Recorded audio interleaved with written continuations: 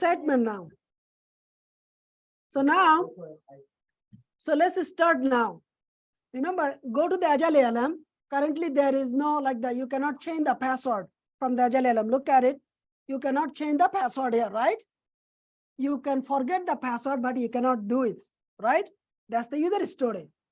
As a software development team member, I want to change my password once I logged in. That's the user story. So that it has the front end, it has the back end, it has the database based on the MERN stack. So that's what we did. It is already on the Pratik computer. We are going over this, the requirements, and we are going to deploy this, and you guys will see it is here now. All right, Pratik, let's go. It should be copy paste now because we already walked through everything. Okay, go to the. So I ran the project. So in my local host. So if I log in. It's a local host. Remember the local type, read the URL, localhost. Yep, localhost. It's a different username. It may be different username. It will not work, okay, in the production. So if I log in. This is here. Change password, forget password, two different things. Change password means I already know my password, I want to change it. Forget password means I forget it. Two different user story, two different API. And currently it is not exist on the Agile Alarm, but now it will be there. Okay, So, look at this. So localhost, everything, my profile is here. Look at this. Go back here, click it. Click here. And you see this field, but there are none of the field is already in production now. So you see the name and the change password. So now you can change the enter current password, enter new password, enter confirm password, right? So you can do it now here. That's the UI.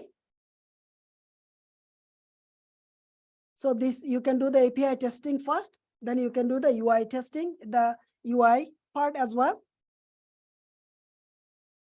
So I have to put new password. Yep. There is also testing mechanism. Maybe your new password can be the same password again. Then that just should be logic. If you put the same password, hey, why you're using the same password? Deny it.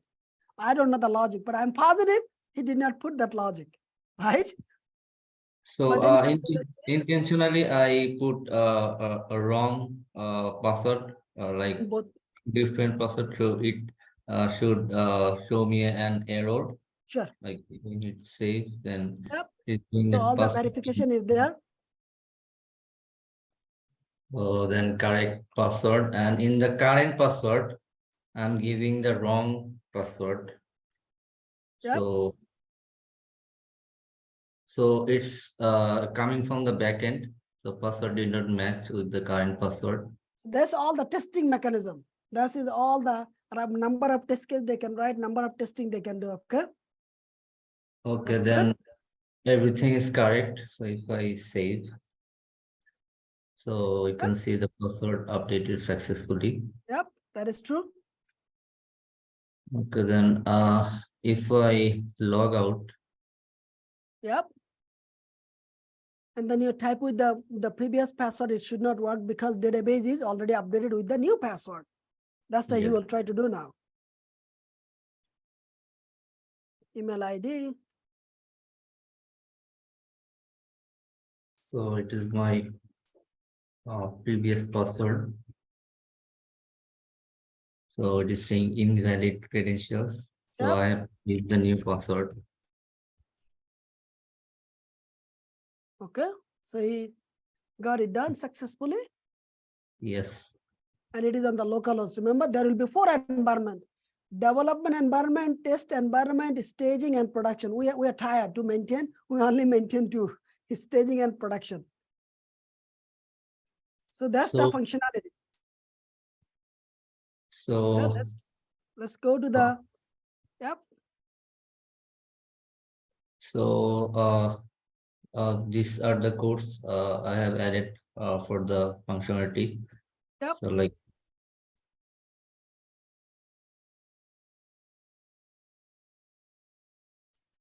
so that's actually the API 59, line number 59, right? So Yes, this is the API. It is hitting the change password user slash change password endpoint and sending the data like current Yep. password, and then email. Mm-hmm. And this is the UI part for the like input section, current password, Yep. new password, and this file is the the CSS design. CSS means the beautification. CSS, when you can call the in a simple way, is the makeup, and the HTML is like your no makeup, makeup and no makeup. Many people don't understand what the HTML CSS means. Okay, And no makeup means HTML. If you put the yes, makeup, it's the CSS. I swear, many people still, I tell many times, they don't understand what is the difference. and Okay, let's in the go. profile page, I used a left sidebar like my profile. So for this sidebar, Yep, I use this JavaScript file, and then yep. uh, Because we have the it, sidebar, right? And we have the, so that's all about the HTML, CSS, and JavaScript, yeah?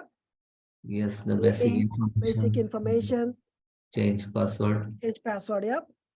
All and the this, my organization. organization button. Yep, So and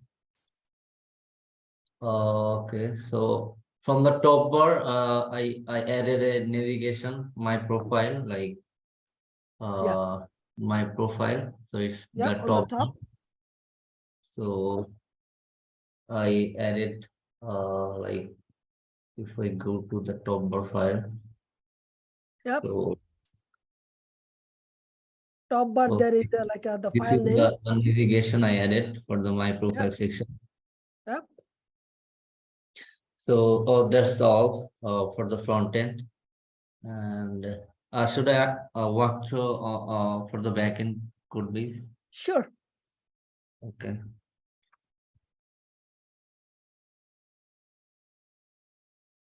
So the IDE we use nowadays, very popular IDE is the VS Code. That's also based on the JavaScript. So if you guys know, it's Electron.js, developed by the Microsoft, and the millions of developers use this IDE. DevOps engineer use the IDE because of their like the infrastructure automation purposes. Okay. So I added this line, like this is the router, I mean the endpoint, change password. And previously we have the user API user, then change password. And then I used a require sign in function. It's actually checking that the user is logged in or not. And then the change password function. So it's in the controller function.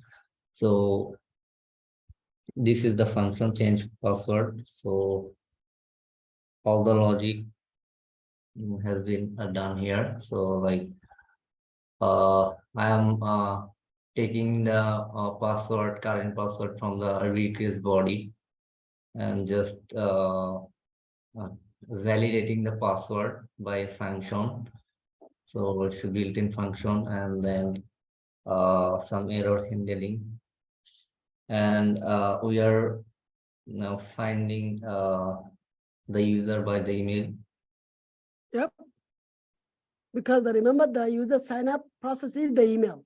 That's how we know the user is email. Good. And then for the password, I used a bcrypt method. Like I want to compare with the given password and the previous password. Yep. So, and assign in each is masked variable. So then after getting the password, I'm hashing the password. Like we have seen that in the database we got hashed password. So this is the line that is doing. Yeah. And in the database, we are just updating find by ID and update with user ID and the new hash password. Mhm. Then we saw that after changing the password, we got this message: password updated successfully. Yep, that's the message. That's the API message. Yes. Good. Can you see the Swagger? Did you update in the Swagger, Agile Alarm Swagger? Oh no. Okay. So we just added this new. Every time you add the new API endpoint, you have to also update in the Swagger as well. We have the Agile Alarm Swagger that has over 200 APIs. Everything you see on the Agile Alarm functionality behind the scene is a large code base. Okay. So now let's go to the push it now. Now it's a pushing time from the local computer to the. Yeah. So I want to push now. I'm Yes. stopping server. So But stop. Let's push it. So he has to be in the same git command we just run. So git. so we can check the status. Yep. Git status. So you see so So we many have changes is already here. here. So we have to add all files. Git add, then dot means all, Yep. That's we just did it. and then git commit. Remember, we did not do the git init here. Git init always one time. Okay. Some of the command one time. Git add, git branch, git push, git commit, git pull, multiple anytime you want. But git init only the first time. So now we are git committing password change API, GUI and backend. Yeah. Look at the git commit message. We are putting all as make the comments because it's very important and the meaningful comments based on the user story that you are doing. Good. Done. Everything is committed. Okay. And Then now I the have git to push.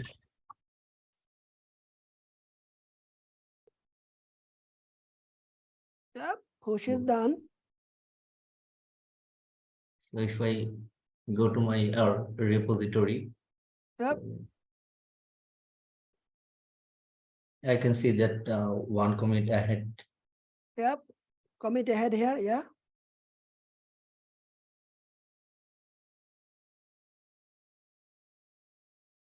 So I can see the latest changes that I have So pushed. remember we talked about the git actually does everything. What has been done, what is added, what is removed, right? You don't need to go to the developer and ask all this question. Git is telling you everything with the date and time. So that's the it is telling you now. Yep. So to merge on the API stream repository, that means on the owner's repository, I have to do a pull request. So it means, remember we talked about in the 8 developer, they have their own repository, right? But actual repository means my test repository, staging repository, production repository, they are the different.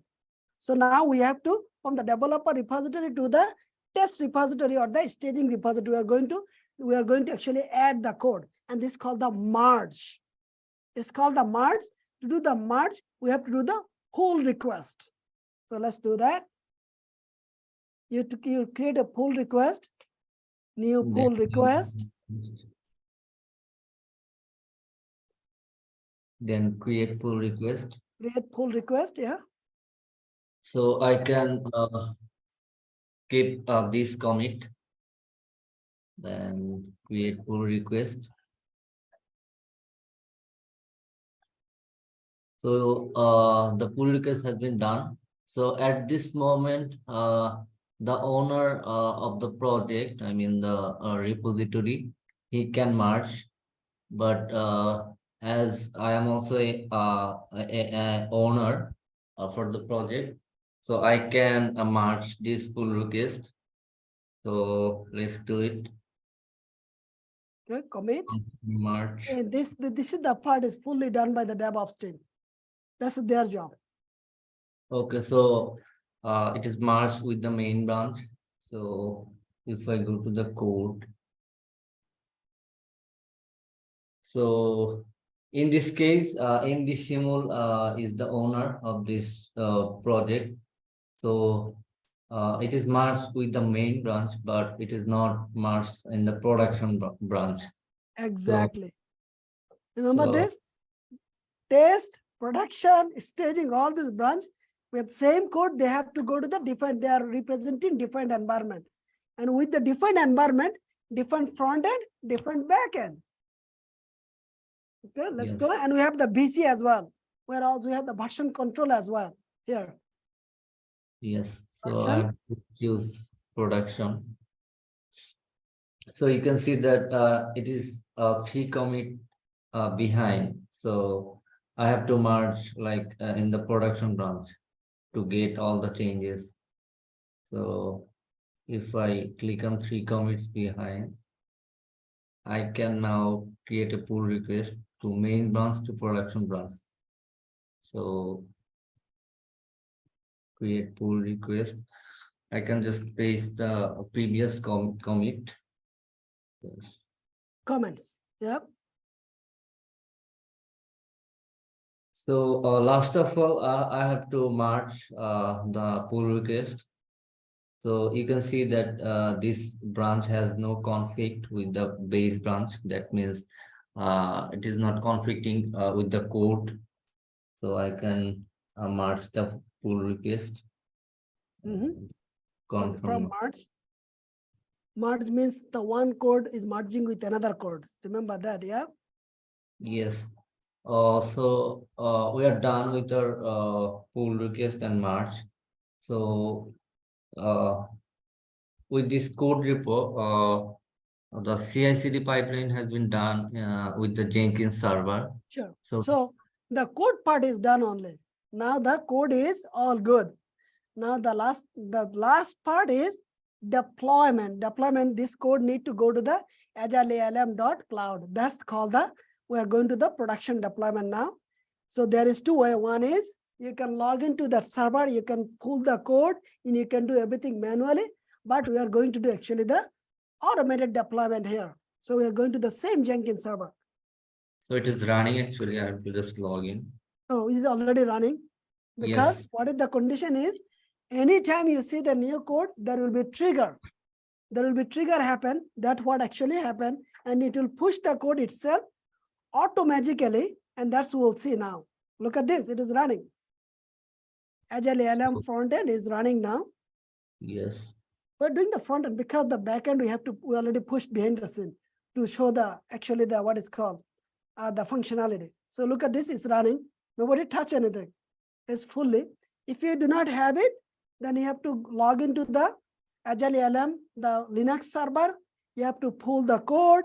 You have to do everything because you have to pull the code, but it is doing everything itself now. And because of we do everything automated way. So you guys see everything is happening. When we push it, what day, what time, how long it took, everything is showing. That's all actually. Jenkins provide all of this. No, it based on the anytime it see the new code is coming, it push, it just run itself. Yep. So Jenkins and the Git is connected through, it's called the mechanism is called the webhook. The purpose of the webhook is in the two systems, if they look for each other, if any change happen, they will just trigger. So when Pratik actually the merge request from his to the production, so Jenkins and the Git saw, well, there is some change happened. So now Jenkins is running the build. It actually going to build the image and push it. It's a code. It's not the RESTful APIs. Yes.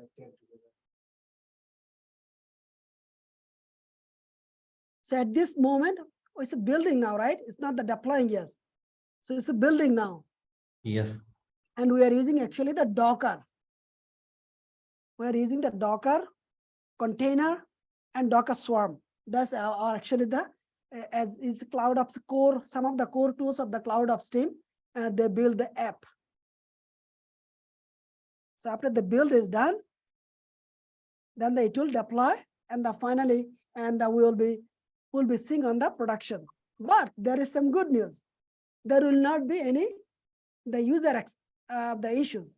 Means user will continue accessing the website without any downtime.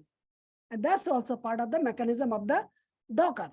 And this is core job of the cloud ops engineer. Everything now you see is a core job of the cloud ops engineer job. How long it takes normally? 5 minutes, 3 6 minutes. minutes, okay. So it's pretty good.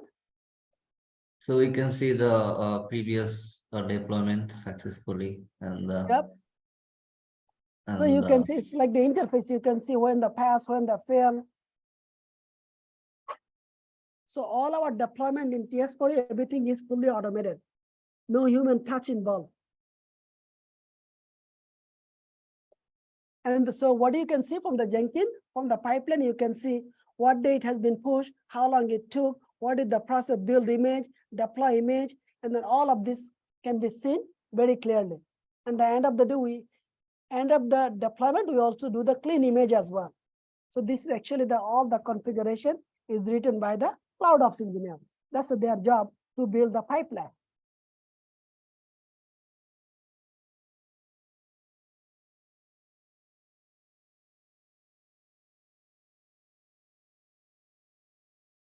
You can do this manually, right? You can do this manually in 5 minutes. How about if you have a 2000 server? Right? Facebook is not used by the one user. Facebook is used by the billions user, right? Do you think Facebook engineer can deploy every day like the manually? No. So they have to write the automation in a way that, so it just deploy itself.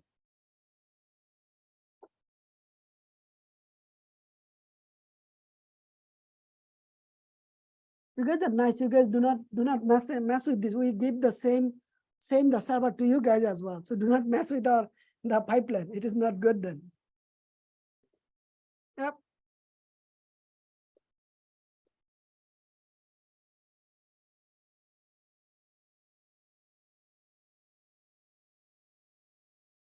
Good. It's going there.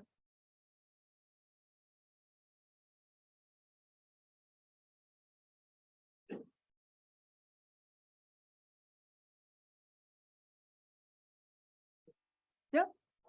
So you're using Windows command to run and push and pull from Git, right? Yeah. Can you not use the application to commit? Git apply-Git. Yeah. After you install the Git, you can use the Windows command, or you can. Yeah. So he's asking if you can use the Git has the desktop application. You can click. Munna use it. And that's like also you can do the command prompt. Command prompt is kind of, you look like you're a developer. You act like you are the developer. So that's good. Yeah.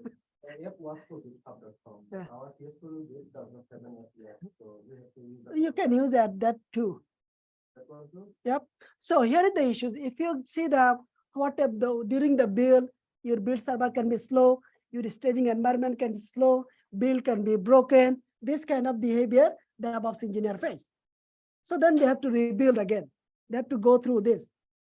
And then they identify the issues. Once the build is successfully done, they go back to the website, verify that build is done. And then they can go to the Swagger. Yes, new API is there. And then finally they say in the Slack or the group chat, hey, the build is successfully done. That's actually this build time happen when most of in the production, always at night. Why?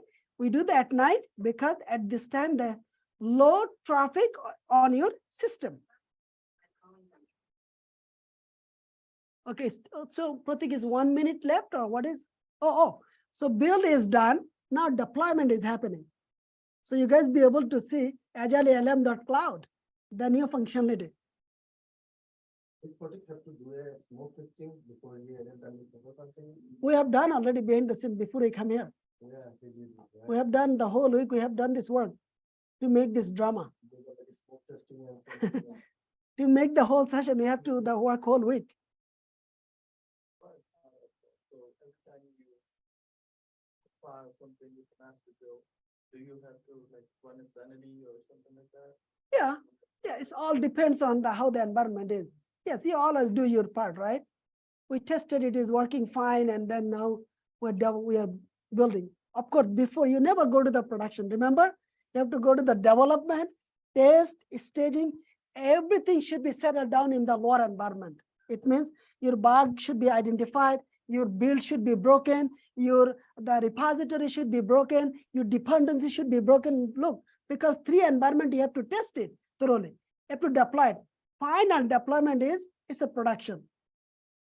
There should not be any issues. And that's the reason. That's all this you do during a sprint, 2 weeks sprint. Again, you're back to the business. In the sprint, that's all you do. With building the Docker, deploying the Docker image. Image build is done because the Docker image has been built. So Agile Alarm stack is the Docker stack.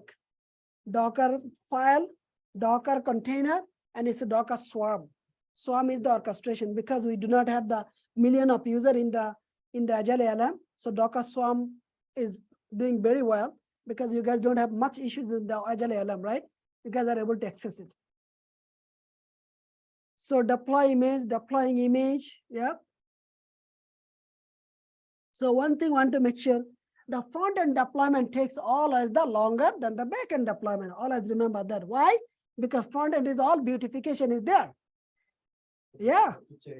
Yep. So front end is always takes because front end has a lot of things than the back end. Back end is purely the business code. And this kind of things actually you always discuss. It's kind of I talk like a regular. That's the in interview we do the conversation. So now let's go see if it is the showing anything on the Agile Alarm. If I see anything.